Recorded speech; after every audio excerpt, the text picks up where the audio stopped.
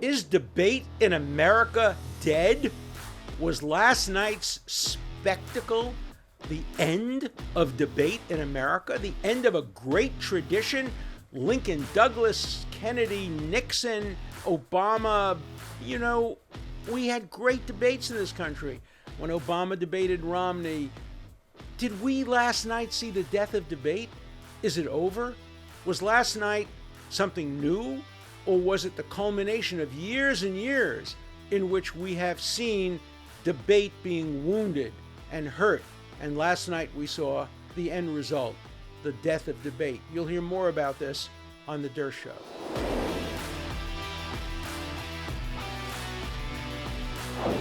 I love a good debate. I was brought up on debate. I was the president of the debate society in high school, captain of the debating team in college. I've lived my life debating. I've debated in front of the United States Supreme Court. I've debated on television. I used to debate Bill Buckley regularly on PBS. Debate is at the center of American democracy. And in the first presidential debate, we may have seen the death of debate. Everybody acknowledges the debate was a disaster. People pointing fingers, mostly at President Trump, some at the moderator, some at Biden, some at the rules themselves. We'll get to that in a minute. The point is, everybody agrees that the debate was a disaster. There are those calling for the end of presidential debates, certainly many calling for no second debate between Trump and Biden. That would be a disaster. What Trump would do in a situation like that, obviously, is he'd have his own debate. He would take time on television and put an empty chair where his opponent is and basically shake his finger at the empty chair and say, if Joe Biden doesn't have the guts or whatever it takes to stand up to me, how is he going to stand up to Putin? So there has to be a second debate, and there will be a second debate. Will it be better? Will it be worse? Will it be the same? The point I think everybody is missing is that last night's debate was a symptom of a much larger problem, a culmination of a problem we've been experiencing now for many years. We haven't had a decent debate in this country for years. Every time you try to have a debate today, you're shut down. I'll just give you some experiences from my own life. I used to be regularly on CNN debating many of these issues. I debated the presidential impeachment. I debated Mueller. But as soon as CNN saw that I took a view different from their collective view, they banned me from their channel. They wouldn't allow me to be on. They did not want a debate. Sure, they have Republicans on the other side. Generally, they're exhibits. They're not debaters. They're people who are there to show how foolish Republicans are rather than to have a coherent, responsible debate. The same is true of other channels. Nobody wants to debate anymore. Again, from my own life experiences, I took a contrary view to the view taken by many of my friends on Martha's Vineyard in New York and in other places. I did not believe and do not believe that President Trump committed an impeachable offense under the Constitution. The result was no debates, no discussion. People refused to debate me. I challenged people, debate me on this issue. They won't. They just refused to talk to me, or they talked over me, or they censored me. That was happening years ago. And last night was just the culmination of something that's been in the works for many, many years. You just cannot today have a serious debate. You just pick sides, and whatever side you're on is right, and whatever side you're not on is wrong. And if you disagree with mainstream attitudes, you're a pariah. You just cannot have a reasonable discussion today.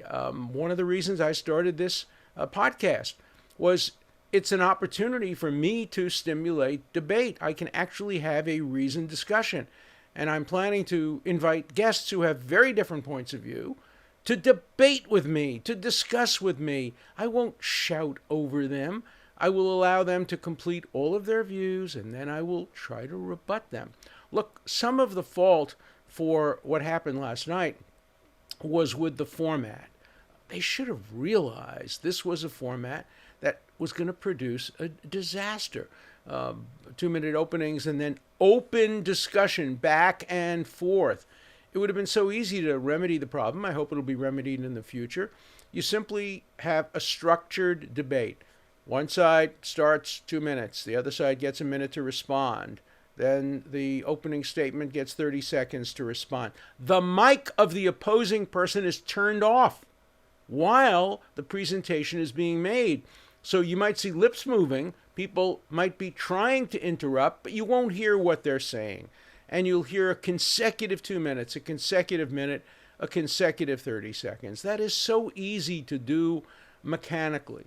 And you also need a moderator who is strong and who will insist that the rules be followed.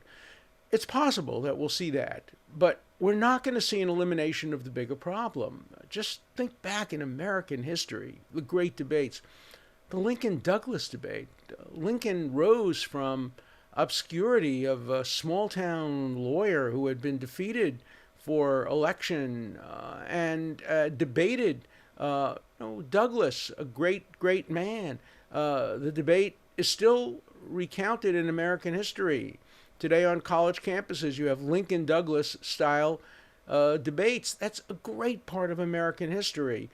During my own lifetime, I vividly remember being glued to my 10-inch black and white TV set watching John Kennedy debate Richard Nixon. Nixon won the debate. John Kennedy, however, was better looking, and Nixon was sweating, and Kennedy was not. Kennedy was made for television. Nixon was made for radio. And Kennedy was declared the winner, even though substantively he lost the debate by a wide margin. But we had a real debate. I learned during the debate. They talked about Quemoy and Matsu. I never heard of them, little islands off China. But they seriously debated what American policy should be in Berlin and China and a range of other issues. We've had other great debates since. We had the Obama-Romney debate after Obama's first term.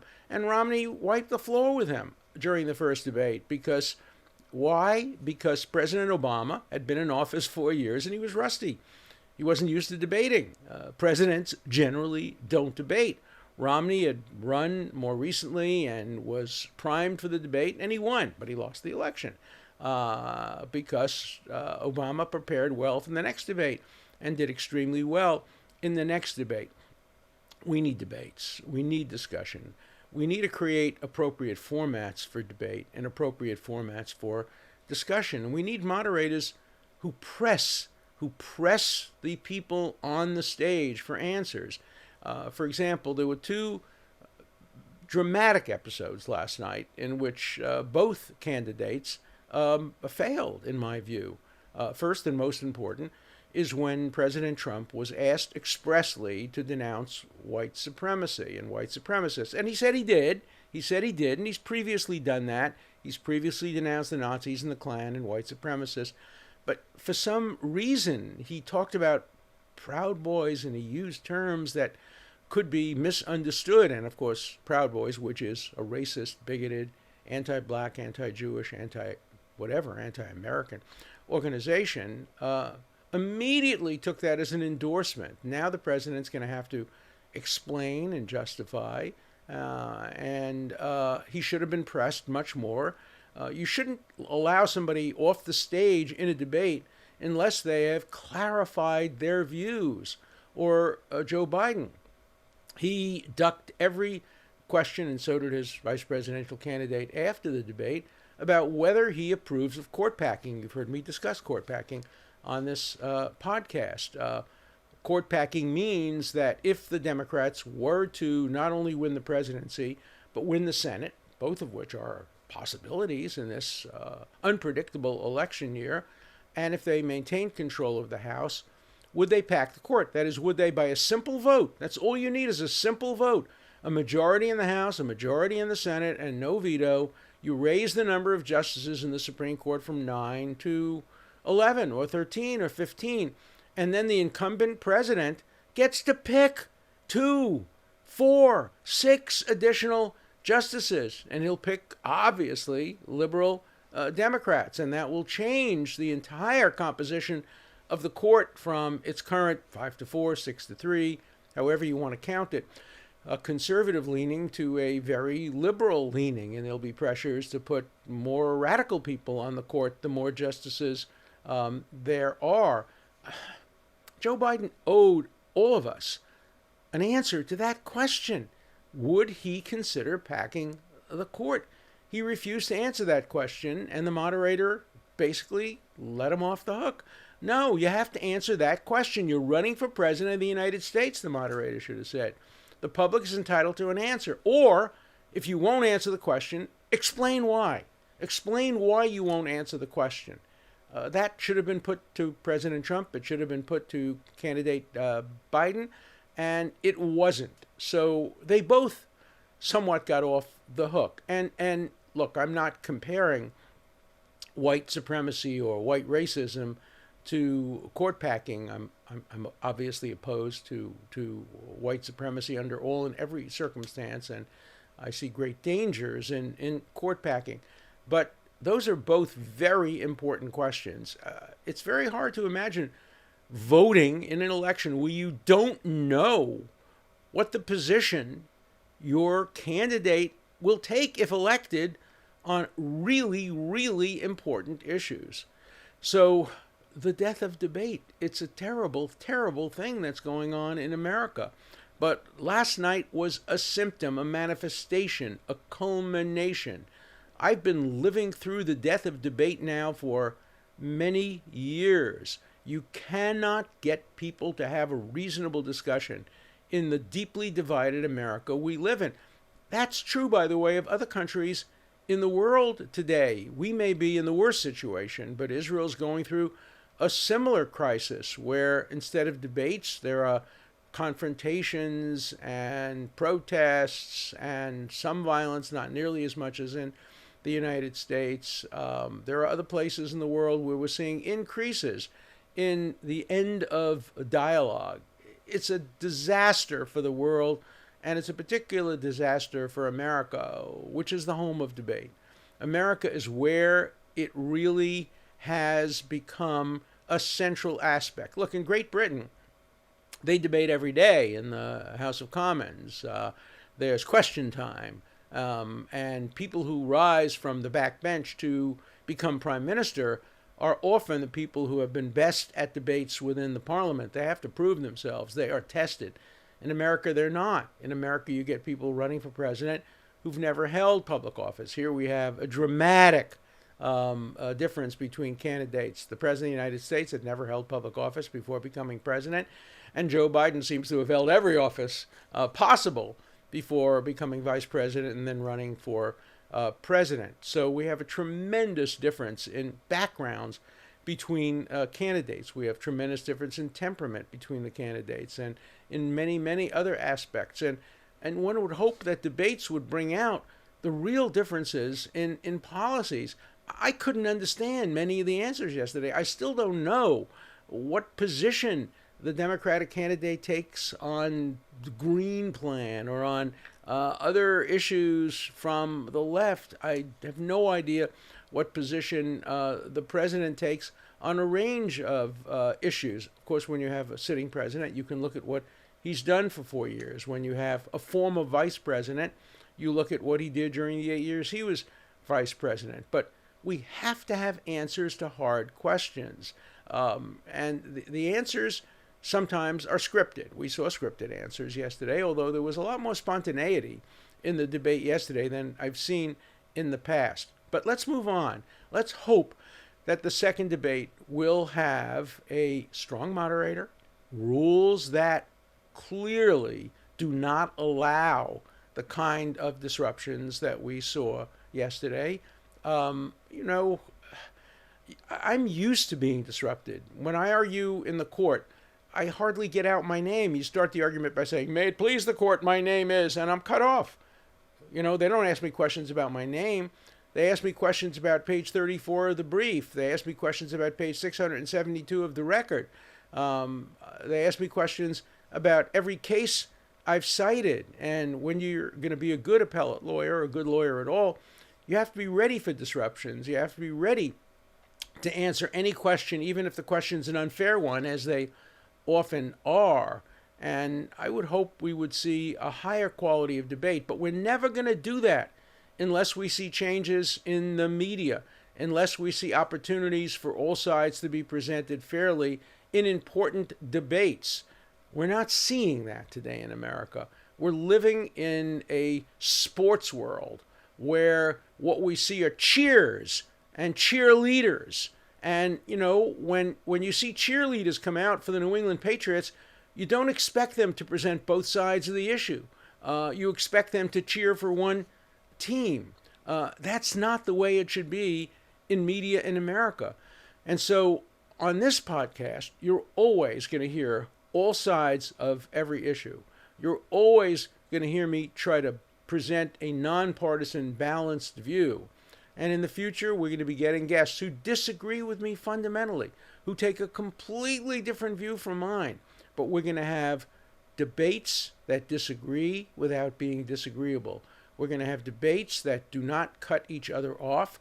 We're going to have debates in which each side is able to present its view thoroughly and carefully so that the public, the listener, the viewer can judge for themselves what is the better policy. And debates are about policy. They're also about personality. People shine through or don't shine through. People are seen as likable or unlikable. That's fair when you're voting for president. This is not the Boston Symphony Orchestra where people audition behind screens and whoever plays better on the violin gets the job. This is auditioning to be president of the United States. And so we're entitled to see how you respond to crisis. We're entitled to see how you respond when you're cut off. We're entitled to see what your personality is. We're entitled to see not only what you say, but how you say it. So last night was a bad night for America. It was a bad night for debate. It was a bad night for intellectual discourse. It was a bad night in almost every respect. No one won last night. Everybody lost last night. But the key point is not to focus only on last night, but to focus on what has been going on in America now for years and to point fingers not only at the candidates, but at the media, at social media, at TV stations, at the New York Times. The New York Times today doesn't allow debate. You know, today they're reporting, oh, what a terrible debate it was. Look in the mirror, New York Times. You're part of the problem. Read your op-ed pages. Read your editorial pages. Read your front page, which is supposed to be reporting the news. It's filled with one-sided opinion. It's opinion I often agree with. But I don't benefit any longer from reading the New York Times. What I do is I just look at the name of the person who wrote the op-ed and I say, I know what he's going to say. I don't have to read it. I can predict everything he's going to say. Or I read the headline of what's supposed to be a news story, and underneath it has a little word saying news analysis, which is just a cheating way of putting editorials on the front page of the newspaper. So the New York Times bears an enormous amount of responsibility for what's going on in America, as does CNN, as do the social media. There's enough blame to go around. We have to solve this problem. And we can't do it through law because our First Amendment precludes the government from shaking its finger at the New York Times and saying, get it right.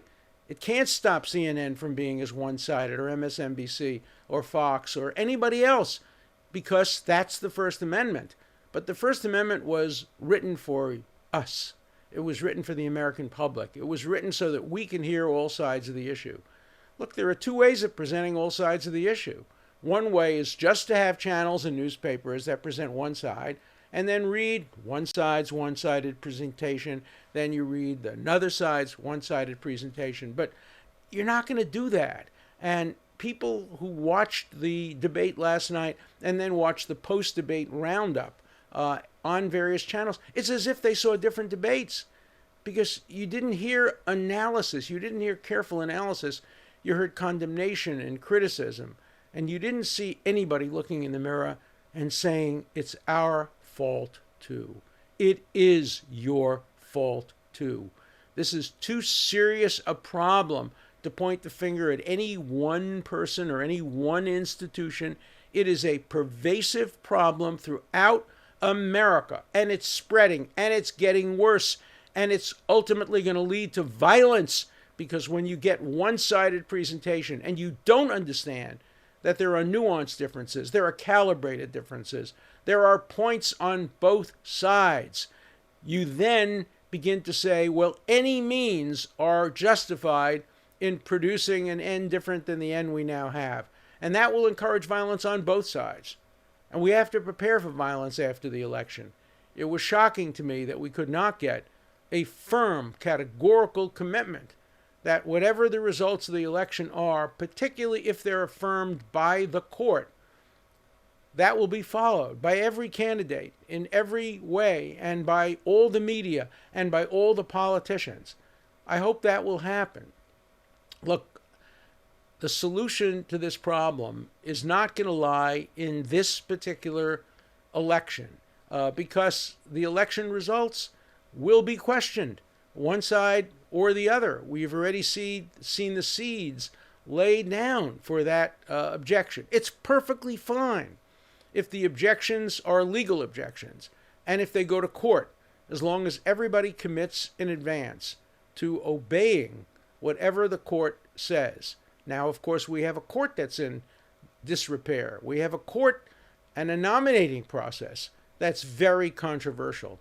One would think that in America we'd have some institution that everybody would trust. There was a time when people didn't trust the legislature, but they trusted the president. There was a time when maybe they didn't trust the president, but they trusted the Supreme Court.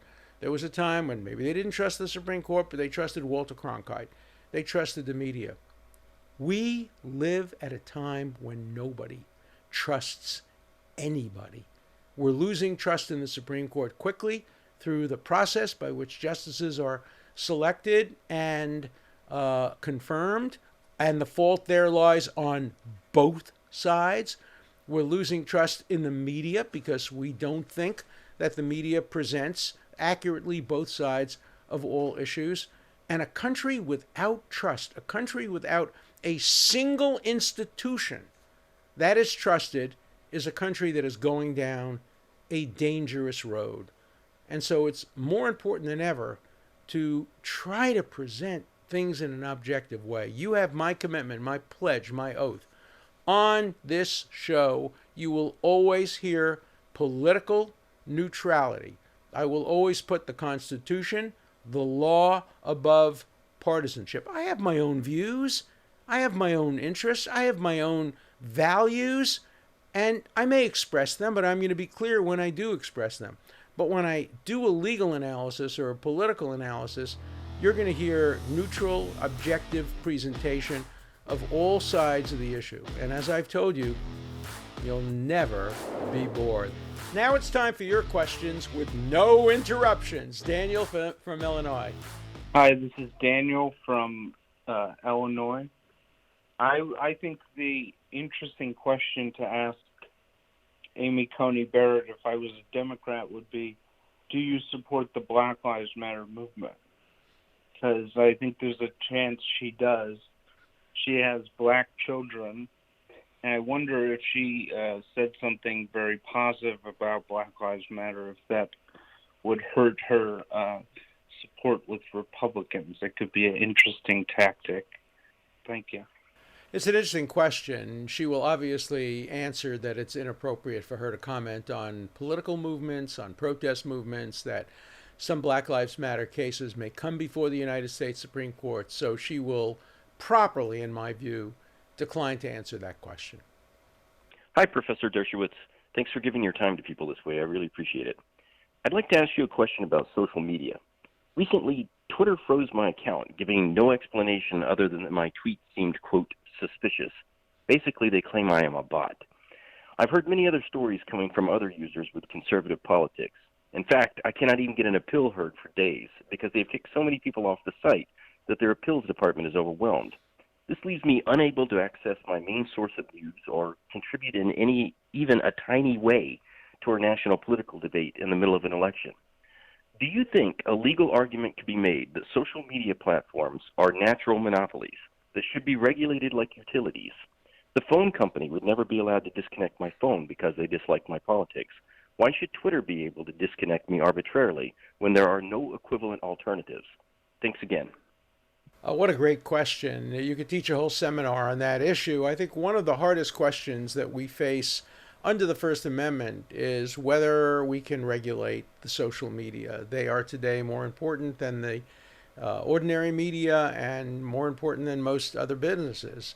The difference, of course, between the telephone company and Twitter is the telephone company really doesn't have First Amendment rights. They are a means of communication privately, whereas Twitter plainly is covered by the First Amendment. There are efforts, however, to rein in some of the social media under monopoly laws, and those would be consistent with the First Amendment, but they couldn't constrain the content of free speech.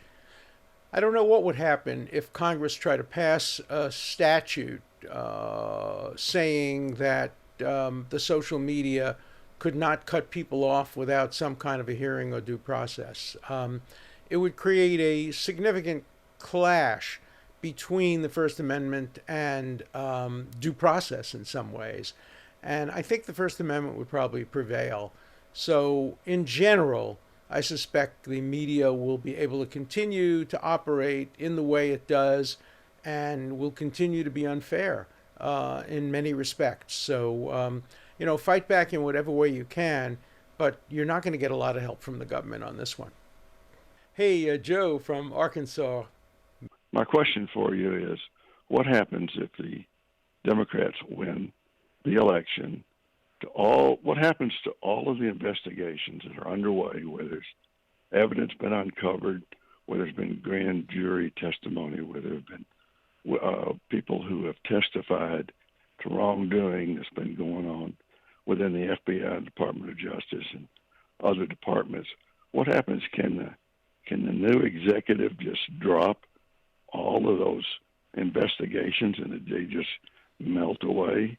That wouldn't be right.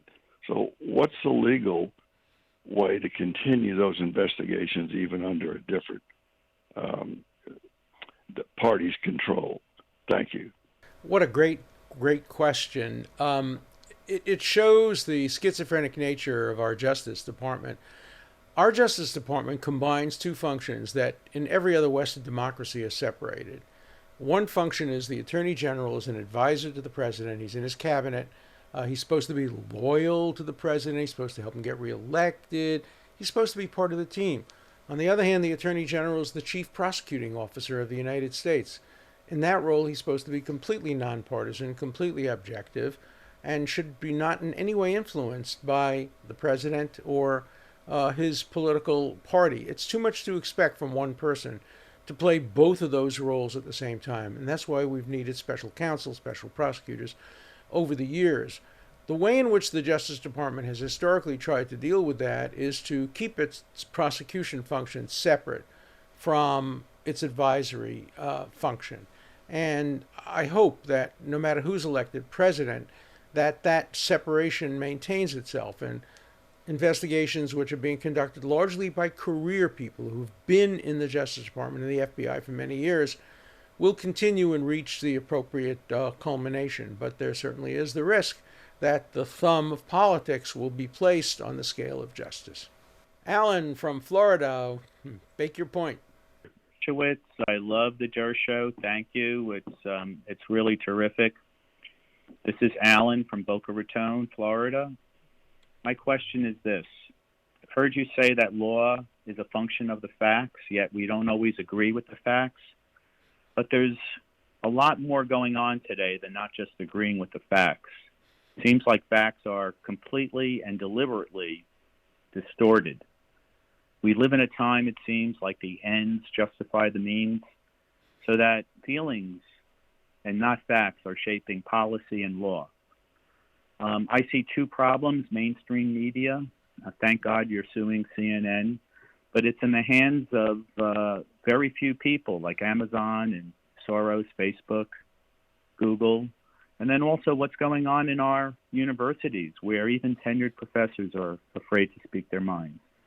Thank you very much, and keep going from strength to strength. Bye-bye. Boy, you put your finger on a real problem that we have in America today. You're absolutely right. The universities, the social media. Today, there is very little opportunity to present issues in a nuanced way and to have real debate and dialogue. We live in very, very dangerous times, and the dangers are exacerbated by the media, not solved by them. I don't want to make comparisons to the 1920s or the 1930s, particularly in Europe, but when in Europe we saw horrible divisions going on, there are only two sides to every issue in many European countries, communists or fascists. We escaped that in America. We had the New Deal. We had Roosevelt, who brought a little bit of socialism into a very capitalistic society and created a kind of New Deal centrist liberal approach that avoided the extremes of communism and fascism. Today, we're seeing a movement toward real extremes. I just wrote a book called The Case for Liberalism in an Age of Extremism, where we see that there's very little room for genuine, down-the-middle liberalism or conservatism. When I was growing up, it was liberals versus conservatives, Dershowitz versus Bill Buckley. Today, it's the hard left versus the hard right, with particularly on university campuses, where it's very, very hard to have nuanced debate about issues like Israel, about other current issues, abortion, immigration. People just scream at each other. It's all bumper stickers and headlines. And I think that is very dangerous for democracy. I hope we can overcome it. The debate last night was not a good sign. Jacqueline from one of the most beautiful cities in America, Santa Fe. What's your point? My question for Amy Barrett is, how will you help educate the public on the role the Supreme Court plays in fostering peace and justice in our country in these divided times, especially since we've never learned or, if so, have forgotten? Jacqueline, you make an interesting point, but it really isn't the role of a justice of the Supreme Court to teach us about democracy and about good values, except through their opinions. Justice Brandeis once said that the government is the great educator of people. But our government has failed that test. It takes sides, it divides people. The Supreme Court could play a unifying role, and we did have justices over time who would go on the lecture circuit and try to explain to college students the meaning of the Constitution.